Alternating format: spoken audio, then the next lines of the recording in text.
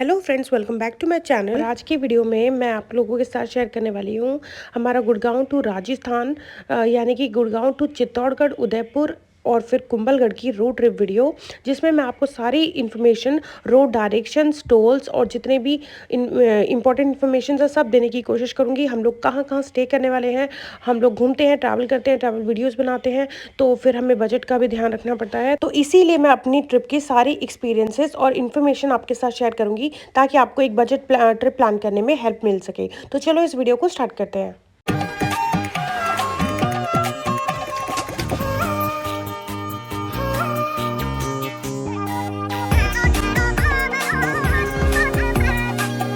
Hello my YouTube family, कैसे हैं आप सब। उम्मीद करती हूँ आप सब लोग बहुत अच्छे होंगे। तो आज की वीडियो में आप लोग देखेंगे कि हमारी जो राजस्थान ट्रिप थी, जो हमने रिसेंटली ही की है कंप्लीट, उसकी सारी वीडियोस मैं आपके साथ बैक टू बैक लेके आऊँगी।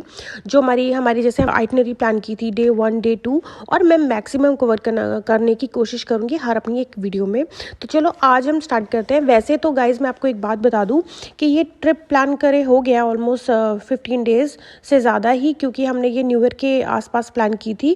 और लेकिन अच्छी खबर ये है कि हमें जितना क्राउड फेस करना था हमने कर लिया। अगर आप अब जाते हैं तो आपको वहाँ डेफिनेटली क्राउड भी नहीं मिलेगा और आपको प्राइजेस भी काफ़ी कम मिलेंगे। तो ये आप लोगों के लिए एक बेनिफिट होने वाला है। अगर आप लोग जनवरी में या फैब में अपनी राजस्थान की ट्रिप प्लान करते हैं तो ये आपके लिए बेटर होगा, क्योंकि जितने भी मैक्सिमम एक्सपेंसेस हो सकते हैं वो ऑलरेडी न्यू ईयर के दौरान, न्यू ईयर के आसपास हो ही चुके हैं। तो चलो अपनी वीडियो के साथ स्टार्ट करते हैं।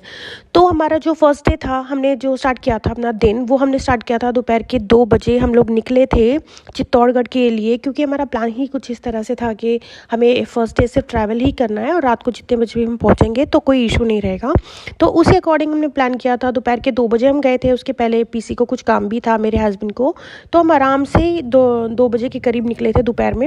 एंड रात को हम 11 बजे के करीब पहुँच गए थे। 9 आवर्स हमें लगे थे गुड़गांव से चित्तौड़गढ़ पहुँचने में। ज़्यादा टाइम नहीं लगा, इतना ही आपको शिमला में मिलता है, तो इतने के लिए तो हम लोग काफ़ी यूज्ड टू हो चुके हैं। तो और दूसरी अच्छी बात ये थी कि हम लोगों ने ना फर्स्ट डे अपना कोई हमने डिनर या लंच ब्रेक नहीं रखा था।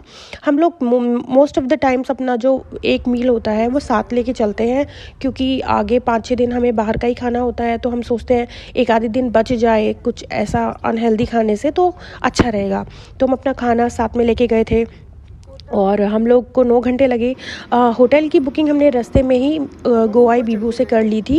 हम लोग पीक टाइम पे गए थे और उसके बाद भी हमें लास्ट मोमेंट पे आराम से होटल मिल गया, तो ऐसा कोई इशू होता नहीं है। हाँ, बट ये है कि लास्ट मोमेंट पे होटल्स आपको थोड़े कॉस्टली मिलते हैं। अगर आप पहले से आप किसी ऑफ सीज़न में जाते हैं तो आपको वहाँ पे 2-2.5 हज़ार रुपये का बेनिफिट मिल जाता है।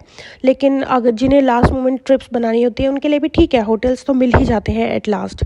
तो हमने गोवा बीबू से बुक किया था, जो हमें चित्तौड़ में फ्रंटियर के नाम से एक होटल मिला था। तो अगर मैं होटल की बात करूं तो वैसे तो मैंने उसका अलग से एक छोटा सा ब्लॉग भी बना दिया है, जो मैं आपको डिस्क्रिप्शन में दे दूंगी। आप उसे अच्छे से देख लीजिएगा कि होटल कैसा था, नीट एंड क्लीन था कि नहीं था। लेकिन मैं उसके बारे में एक चीज़ शेयर करना चाहती हूँ। जब हम लोग होटल में पहुँचे तो हमें होटल हमें अच्छा लगा, रहने लायक था, लास्ट मोमेंट के हिसाब से नीट एंड क्लीन था। लेकिन नेक्स्ट डे मॉर्निंग में हमें थोड़ा पार्किंग को लेके इशू हुआ, क्योंकि वो एरिया में उनकी कोई एज सच पार्किंग थी नहीं उनकी पर्सनल। उन्होंने गली में ही ऐसे गाड़ी हमारी पार्क करवाई थी। एज सच तो वैसे कुछ होता नहीं है, लेकिन हुआ हमारे साथ ये था कि जो ऊपर जो पेड़ थे जहाँ से कबूतर वगैरह की बीट वगैरह जो होती है ना, वो हमारी गाड़ी में काफ़ी ज़्यादा गिर गई थी। और हमें बहुत अजीब लगा वो देख के, क्योंकि हमारी गाड़ी हम जो क्लीन करवा के लेके गए थे वो पूरी गंदी हो गई थी। और जब हमने इसके बारे में होटल से कंप्लेन की कि आपने ऐसी जगह पार्क करवाई है, सारी गाड़ी गंदी हो गई, तो वो लोग काफ़ी अपफ्रंट हो गए थे और बहुत ही रूड हो गए थे। जो स्पेशली वहाँ के जो ऑनर थे वो काफ़ी रूड हो गए थे। तो वो चीज़ हमें बिल्कुल अच्छी नहीं लगी थी। हालांकि थोड़ी देर बाद हम लोगों ने इस चीज़ को सॉर्ट कर लिया और वो खुद ही पोलाइट हो गए। तो कहने का मतलब ये है कि अगर आप ऐसे किसी होटल में जाते हैं तो प्लीज़ आप पहले पार्किंग का देखिए, तो वो देख के आप होटल बुक कीजिएगा। तो ये रहा हमारा होटल का एक रिव्यू, जो मुझे आपके साथ शेयर करना चाहिए। उसके बाद हम लोग नेक्स्ट डे चेकआउट करके हम लोग निकले थे चित्तौड़ दुर्ग देखने के लिए, चित्तौड़ फोर्ट देखने के लिए हम निकले थे। हमारे हमारे होटल से वो 1.5 किलोमीटर्स के अप्रॉक्स था, जो कि बिल्कुल सही लोकेशन पे था। तो दोस्तों चित्तौड़ दुर्ग में एंटर करने से पहले ये कुछ चीज़ें हैं जो आपको जाननी चाहिए इस किले के बारे में, इस फोर्ट के बारे में। चित्तौड़ मेवाड़ की राजधानी थी, इसे राजस्थान का गौरव भी कहा जाता था। 700 एकड़ में फैला हुआ चित्तौड़ को यूनेस्को ने विश्व विरासत घोषित किया हुआ था। प्राचीन समय में इस चित्तौड़ किले में करीब 1 लाख लोग रहते थे, जिसमें राजा रानियां और उनके सभी दास दासियां शामिल थे। खिलजी ने जब इस दुर्ग पर हमला किया था तब रानी पद्मिनी ने 16,000 दासियों के साथ अग्नि में जौहर किया था। और आपको बता दूं, इस विशाल दुर्ग में प्रवेश करने के 7 दरवाजे हैं। 7 दरवाजे आगे वाली एंट्री पे और 7 ही दरवाजे पीछे वाली एंट्री पे। ऐसे ये एशिया का ये सबसे बड़ा फोर्ट है। वैसे तो सबसे बड़ा फोर्ट अगर बाउंड्रीज को देखा जाए तो कुंभलगढ़ का फोर्ट है, लेकिन अगर एरिया की बात की जाए तो एशिया का चित्तौड़गढ़ सबसे बड़ा फोर्ट माना जाता है। राजस्थान के 3 लिविंग फोर्ट्स हैं जहाँ लोग उस फोर्ट के अंदर रहते हैं: जैसलमेर फोर्ट, कुंभलगढ़ फोर्ट और चित्तौड़गढ़ फोर्ट। 7 दरवाजों को पार करते हुए दुर्ग में जब हम एंट्री लेते हैं, गेट के बगल में आपको रावत बाग जी की स्मारक मिलेगी। बहादुर शाह जहां से लड़ते हुए वह वीर गति को प्राप्त इसी जगह पे हो गए थे। अब बात करते हैं दोस्तों, आप फोर्ट में कैसे जा सकते हैं। आप वॉक करके भी जा सकते हैं, लेकिन वो आपके लिए बहुत भारी और बहुत लंबा पड़ जाएगा। आप बाय कार, अपनी कार लेके भी जा सकते हैं, जिसकी अलग से आपको टिकट देनी पड़ेगी। बाय कार जा सकते हैं, और आप बाय ऑटो, आप ऑटो भी ले सकते हैं। वहाँ से आपको बहुत सारे ऑटो मिल जाएंगे जो दुर्ग के ऊपर तक जाते हैं। तो पूरे दुर्ग में आप अपनी कार या अपना प्राइवेट व्हीकल या ऑटो वगैरह के साथ घूम सकते हैं। दोस्तों स्टार्टिंग में ही यहाँ पे एक लाइट एंड साउंड शो है, यानी कि जहाँ से हमने एंट्री की थी उस तरफ, जो शाम को 7:30 बजे से 8:30 बजे तक का होता है। इसकी टिकट मिलेगी आपको 177 पर पर्सन की। तो ये शो जो होता है, इसमें ऐसा है कि आपको सारी हिस्ट्री समझनी है, डिटेल में सारी चीज़ें अच्छे से ये लोग दिखाते हैं पूरे लाइट एंड साउंड्स के थ्रू। बहुत अच्छा सा एक शो होता है। तो आप शाम को, वैसे तो किला 5 बजे बंद हो जाता है, लेकिन लाइट एंड साउंड शो के लिए आप 7:30 बजे आ सकते हैं। और दोस्तों सामने ये जो आप दरवाज़ा देख रहे हैं ना, बड़ा सा, यहाँ के लोकल गाइड के मुताबिक ये वही विशाल दरवाज़ा है जहाँ से रानी पद्मावती अपनी 16,000 रानियों के साथ निकलती हैं और जौहर के लिए आगे कुंड की तरफ बढ़ती हैं। सामने जो बड़ा सा टावर का नाम है विजय सिंह। जैसे कि सर ऐसे कहा था, इसको बनने में 10 साल लगे और उस जमाने के अंदर इसमें 90 लाख का खर्चा। तो हाइट कितना 122 लाख यहाँ से हुआ था। ये भी 4 साल पहले जो कोविड आया था ना सर, उसके बाद उसको क्लोज कर दिया, बंद कर अंदर से। पहले ही खुला हुआ देखिए, सामने बड़ा सा मंदिर बना। इस मंदिर का नाम है समाधेश्वर मंदिर। समाधेश्वर मंदिर ये शमशान के ऊपर बना हुआ है, इसलिए इसको समाधेश्वर मंदिर कहा है। और इस मंदिर को बनाया था 11वीं सेंचुरी के अंदर, आज से 1000 साल पहले बनाया था, 11वीं शताब्दी के अंदर। इसको किसने बनवाया था? परमार शशक भोज, जो कि एमपी भोपाल के शासक थे, उन्होंने बनवाया था। और जैसे कि सर हमारे किले के ऊपर पहला आक्रमण हुआ था 1303 के अंदर, किसने किया? अलाउद्दीन से अटैक किया। उसने क्या किया, इस भगवान विष्णु की इस मंदिर को डैमेज किया, तोड़ दिया। और जैसे कि अपने हिंदू कल्चर के अंदर क्या होता है, खंडित मूर्ति की पूजा नहीं होती। इसको 14वीं शताब्दी के अंदर माणा कुंभा के फादर ने, माणा मोकल, तो मोकल ने इस मंदिर को वापस रिपेयर करना है, इसलिए इसको मोकल मंदिर कहा जाता है। और अभी इस मंदिर के अंदर एक ब्लैक कलर का पत्थर है 9 फीट का, जिसके एक ही पत्थर के ऊपर ब्रह्मा विष्णु महेश तीनों का एक साथ मूर्ति है। जैसे कि पैदा करने वाला, पालने वाला मूर्ति। ऐसा मूर्ति आप ऑल इंडिया के अंदर कहीं घूमने जाते हैं मैम, तो ऐसा मूर्ति आपको कहीं देखने को नहीं मिलता है, जिसके एक ही पत्थर के ऊपर। इस मूवी के अंदर दिखाते हैं जैसे कि रानी पद्मिनी जौहर करने जाती है, उस बड़े से गेट से निकलती है। कौन से गेट से? ये रहा बड़ा सा गेट। अच्छा, मूवी के आखिरी में दिखाता है ना, हाथ को लंबा करके पल्लू लेके निकलती है। तो ये बड़ा सा गेट तो अभी हम निकल के आए, ये गेट, ये स्टेप उतरती है, फिर स्टेप उतरती है। स्टेप सामने मंदिर दिख रहा है ना, तो भगवान शिव का टेम्पल वगैरह हुआ करता है। अच्छा, उसको खिलजी ने डैमेज किया। इधर भी देखिए टेम्पल, ऐसे अपन पूरा किला विजिट करेंगे मैम, तो आपको बहुत सारे डैमेज टेम्पल आपको देखने को मिलेंगे। खिलजी ने किए थे सब खिलजी ने, तो रिपेयर नहीं कराया उन्होंने? नहीं सर, इनको रिपेयर हुए तो बिगाड़ने में टाइम लगेगा। तो ये भगवान शिव का टेम्पल हुआ करता है, तो भगवान शिव की पूजा करी, भगवान सूर्य को जल अर्पण किया, और सबसे पहले रानी पद्मिनी इस खड्डे के अंदर जंप किया। फिर उसी के पीछे 1 बाय 1 बाय करके 16,000 रानियों ने इसी खड्डे के अंदर जंप करके यहाँ पे जोहर किया। हमारे किले के ऊपर हम 3 बार अटैक किए। पहला अटैक 1303 के अंदर हुआ, अलाउद्दीन से अटैक किया, तो रानी पद्मिनी ने 16,000 रानियों के साथ यहाँ पे जोहर किया। सेकंड अटैक किया था बहादुर शाह सेकंड, जो कि गुजरात के अटैकर थे, वो राजमाता कर्णावती। राजमाता कर्णावती कौन है मैडम? मीराबाई की सास हुआ करती, तो उन्होंने जोर किया 13,000 रानियों की। अच्छा, वो बाद में किया था। और तीसरा अटैक किया था अकबर ने, और फूल कौन ने जोर किया? फूल कौन है मैम? जयमल राठौर की वाइफ। अब जयमल राठौर कौन है? ये सेनापति हुआ करते हैं। तो उन्होंने जोर किया था, तो 3 बार टेक हुआ, इधर ही किया सबने जोर। अच्छा, 3 बार टेक हुआ, 3 बार डैमेज हुआ, 3 बार चोट। और जैसे कि सर हमारे किला क्या सेंट्रल गवर्नमेंट के अंदर, तो सेंट्रल गवर्नमेंट क्या किया, जो डीप खटका ना सर, उसमें मिट्टी डाल के उसको प्लेन गार्डन में कोई सामने हाउंड बुल लगाया। पर उसका रीजन क्या है? रीजन ये है जैसे कि अपना देश जब आज़ाद होता ना, जैसे 1956 के बाद यहाँ टूरिस्ट आना स्टार्ट हो गए थे, तो जैसे कि टूरिस्ट आते थे, जैसे महीने में एक गाड़ी आ रही है, 2 महीने में एक गाड़ी आती है, इतने कम टूरिस्ट आते थे जैसे, तो इस गड्ढे के अंदर कोई जानते थे मैम, जैसे तो किसी को राख हड्डी ये दिखती थी, वो देख के डर जाते थे हम, जैसे अच्छा, रेलिंग वगैरह कुछ नहीं होता था, तो एक भी टूरिस्ट से गिरने से उनकी डेथ भी हो चुकी थी। अच्छा। तो बाद में सेंट्रल गवर्नमेंट को कुछ समझ में नहीं आया। एक्चुअल में दोस्तों जौहर स्थल को कवर करने का रीज़न ये था कि बारिश के दौरान इसमें बहुत ज़्यादा पानी भर जाता था, जिसकी वजह से जो विजय स्तंभ है उसकी नींव में भी काफ़ी पानी जाने लग गया था और नींव कमज़ोर होने लग गई थी। इसी कारण गवर्नमेंट को ये बंद करना पड़ा। सामने मंदिर दिख रहा है मैम, तो भगवान शिव का टेम्पल वगैरह हुआ करता था। अच्छा, उसको खिलजी ने डैमेज किया। इधर भी देखिए टेम्पल है, ऐसे अपन पूरा किला विजिट करेंगे मैम, तो आपको बहुत सारे डैमेज टेम्पल आपको देखने को मिलेंगे। ये खिलजी गेट है, सब खिलजी इसमें 90 लाख का। मैं फिर एक बार भूल गया, ये जो महाराणा प्रताप के जो वस्त्र वगैरह ये कहाँ पर है? वस्त्र संग्रह, जो पोशाक है अंदर। देखिए सर, इसका सारा ओरिजिनल सामान तो है ना सर, जैसे भाला तलवारें वगैरह, वो तो उदयपुर की सिटी प्लेस का शिफ्ट करेंगे। उदयपुर में मिलेगा सिटी पैलेस, इसमें देख सकते हैं। हाँ सर बिल्कुल, आपको वो तो म्यूजियम से उसको 4 से 5 घंटा लगेगा। खिलजी के इसे खंडित किए जाने के बाद राणा मोक्कल ने इसे वापस से रिपेयर करवाया। कहा जाता है कि एक ही पत्थर पे 9 फीट ऊंची 3 मूर्तियां ब्रह्मा विष्णु महेश की हैं, जो पूरे भारत में एक साथ सिर्फ इसी जगह देखने को आपको मिलेंगी।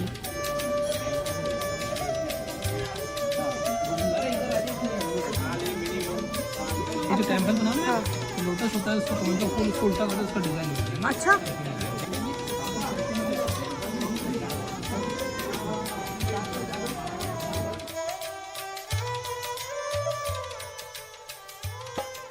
हमारे किले के ऊपर 84 वाटर टैंक बने हुए हैं ना मैम। ऐसा? हाँ ऐसे किले के ऊपर छोटे बड़े सब मिलाकर 84 वाटर टैंक। इस टैंक का नाम है गोमुख टैंक। रानी पद्मिनी इसी टैंक में स्नान करने आती थी। रानी महल में आगे मैं आपको वीडियो में लेके जाऊंगी। रानी महल में एक टनल है छोटा सा, जिसके द्वारा अंदर से अंडरग्राउंड होके रानी महारानियां ये जो आपको सामने कुंड दिखाई दे रहा है, इसी कुंड में नहाने के लिए आती थी। ये उत्तरी जोहर द्वार है मैडम, ये पूरी जोहर द्वार है। पूर्वी वो है। अच्छा, ये पूरा अपन वहाँ से आए थे ना, ठीक है, वहीं से अपन बाहर निकलेंगे। ये उत्तरी जोहर द्वार। जौहर उत्सव मनाने के लिए हर साल यहाँ 1 लाख राजपूत इकट्ठा होते हैं और जो प्रेजेंट राजा हैं वो हर साल यहाँ पे जौहर स्थल पे यज्ञ करते हैं।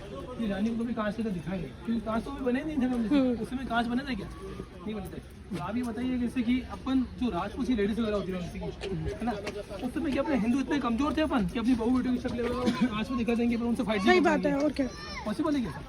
ऐसी चीजें कोई नहीं थे जैसे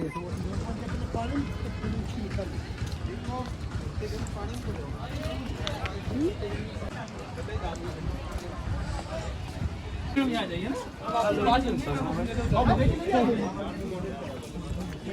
अभी देखिए मैम, ये जो पैलेस बना हुआ है मैडम, ये है राज हुआ करते मैम। एक समर पैलेस है जो कि पानी के बीच में बना हुआ है। अच्छा। एक विंटर पैलेस है मैम, तो ये आप और मैं यहाँ खड़े होंगे ना, ये विंटर पैलेस है। ये विंटर पैलेस है। समर पैलेस पानी के बीच में बना है, पर वो जो पानी के बीच में बना हुआ ना, तो अच्छा रहता है, ठंडा रहता है। हाँ, इस साइड की जो जगह है ना, ये सारी जगह वगैरह कि रानी पत्नी का डोली स्टैंड है पार्क की। जैसे अपने कार का स्टैंड बाहर है ना पार्किंग स्टैंड, तो रानी पत्नी का डोली स्टैंड यहाँ हुआ करता है सारा डोली स्टैंड। अच्छा, इसका भी केमिकल वॉशिंग वगैरह हुआ है, इसलिए आपको क्लीन लिस्ट दिखी हुई दीवार है ना। अच्छा। और जैसे कि मैं आपको किले पे अटैक हुआ था पहला 1303 के अंदर अलाउद्दीन खिलजी जब अटैक किया था, तो रानी पद्मिनी के इस किले के ऊपर आया था ना। जैसे कि रानी पद्मिनी को हासिल नहीं कर पाया था सर, तो जैसे कि उसका ये पैलेस हुआ करता था, तो उसको सबसे ज्यादा गुस्सा इस पैलेस के ऊपर निकला, तो उसको पूरा डैमेज किया, तोड़ दिया। अच्छा। डैमेज किया, टूटा। अभी प्रेजेंट टाइम में इसको पूरा गार्डन वगैरह बना रखा है। तो हमारे अभी शादी पार्टी प्री वेडिंग अगर आप फोटोशूट वगैरह करना चाहें तो आप परमिशन लेके आए फोटोशूट वगैरह कर सकते हैं, है ना। तो ये तो भीड़ होती है, फिर कैसे करते हैं लोग फोटोशूट वगैरह? गार्डन में तो मैडम जैसे कि अलाउ नहीं है, तो इसमें जाना वगैरह उस समय देखिए, तो आगे अभी गार्डन है नहीं अभी। लिखा हुआ है और वो चीज़ बताना जरूरी होती है। अगर वो नहीं बताए तो वो आप ऐसे बोलो भाई मैं कुछ अलग बता रहे, उसके अकॉर्डिंग बताना पड़ता है। ये मैं छोटा सा गमला बना हुआ है ना, के अंदर। अच्छा, यहाँ से जाती थी। ये है रानी पद्मिनी का समर पैलेस, समर पैलेस। ये यहीं से देख सकते हैं, साइड से भी समर पैलेस ये यहीं से दिखता है ना। तो घर में तो रानी थी इस पैलेस के अंदर, और जैसे कि मलिक मोहम्मद जायसी के अनुसार रानी पद्मिनी को जो कांच के अंदर दिखाया था मैम, तो रानी पद्मिनी को कैसे कांच के अंदर दिखाया था, ये जो स्टेप बनी उन्होंने स्टेप, तो यहाँ पर रानी पद्मिनी को यहाँ पे बैठा था स्टेप के ऊपर, यहाँ पे मलिक मोहम्मद जायसी के अनुसार ना स्टेप पर यहाँ बैठा। ये जो सामने महल आप देख रहे हैं इसे जल महल कहा जाता है। कहा जाता है कि उस दौरान जो गेस्ट वगैरह आते थे उनको इस जगह पे ठहराया जाता था, बोट के द्वारा यहाँ पे आना जाना किया जाता था। मलिक मोहम्मद जायसी के अनुसार इस कमरे के अंदर उसमें 4 बड़े बड़े कांच लगाए। अच्छा, 1 2 3 4 यहाँ बड़े कांच लगाए और अलाउद्दीन को यहाँ पर खड़ा किया था। इसी जगह पे हुआ था वो। अलाउद्दीन को यहाँ पर खड़ा किया था, अलाउद्दीन को यहाँ पर खड़ा किया था, है ना।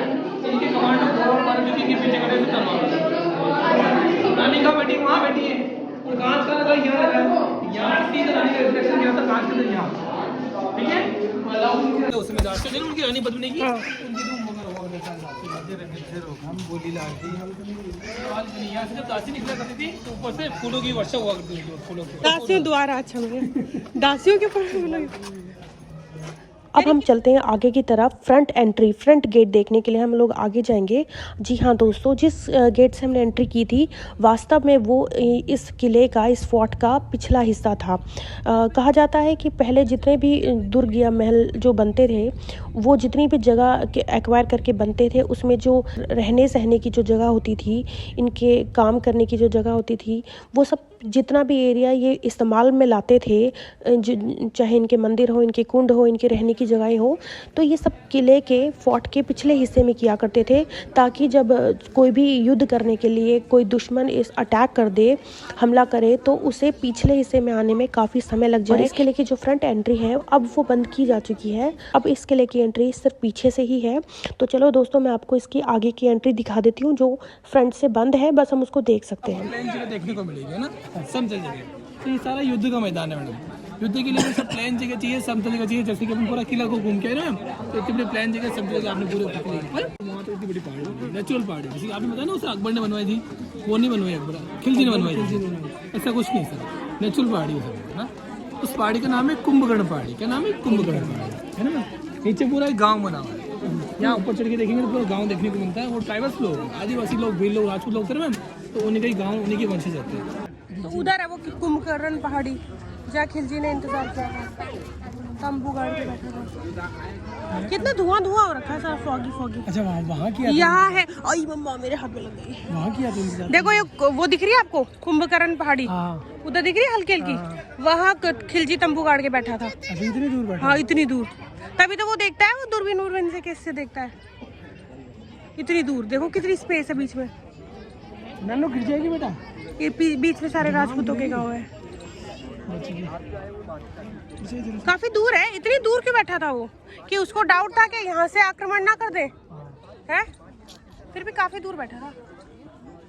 ये जो देखना ना किले का मेन गेट हुआ करता है, तो इस साइड पे 7 गेट हुआ करते हैं, तो खिलजी ने यहाँ से अटैक किया। तो यहाँ और है आगे गेट? नहीं मैम, यहाँ ऐसे 7 गेट है, पहले 7 गेट हुआ करते थे, तो नीचे वाले 5 गेट डैमेज कर दिया था, तोड़ दिया था। ये 6वां गेट बना, 7वां गेट बना।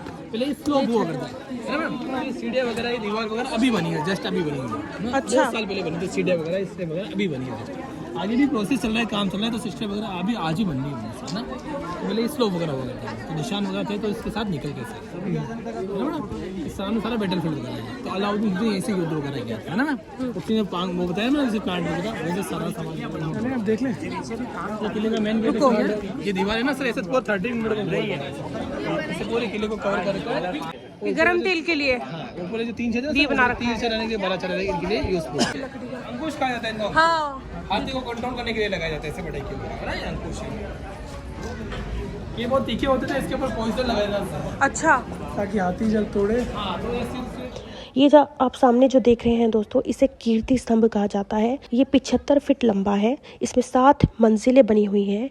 पिछले ज़माने में इसे एज अ वॉच टावर भी यूज़ किया जाता था, ताकि दूर से दुश्मन आए तो वो दिखाई दे जाए। इसके अंदर 54 स्टेप्स भी बने हुए हैं, जो इसे इसकी ऊपर वाली मंजिल तक लेके जाते थे। इसमें तोरण आर्ट भी की गई है, जिसकी खूबसूरत डिज़ाइंस आपको देखने को मिल रहे हैं। जैन लोग इसे मानक स्तंभ कहा करते थे। तो ये तो रही किले के बारे में, चित्तौड़गढ़ फोर्ट के बारे में कुछ अच्छी जानकारियाँ जो मुझे लगता है आपके काम आएंगी, आपको दिलचस्प लगी होंगी। और आगे हम जाएंगे, हमारा जो नेक्स्ट होगा इसके बाद हम लोग आज निकलेंगे उदयपुर के लिए और शाम को हम उदयपुर में स्टे करेंगे। हमारा होटल कहाँ पे हम लेने वाले हैं, क्या प्राइसिंग रहेगी, कैसी जगह रहेगी, और नेक्स्ट कल हम घूमेंगे सिटी पैलेस और जो भी वहाँ की लोकल जगहें हैं वो मैं आपको डिटेल में ऐसे ही बताऊँगी जैसे मैंने ये बताया है। तो मेरे चैनल को सब्सक्राइब ज़रूर करें और जो भी आपका सवाल है रिलेटेड टू दिस आप मुझसे पूछ सकते हैं, कमेंट कर सकते हैं। तो चलो मिलते हैं अगली वीडियो में। Till then bye, take care.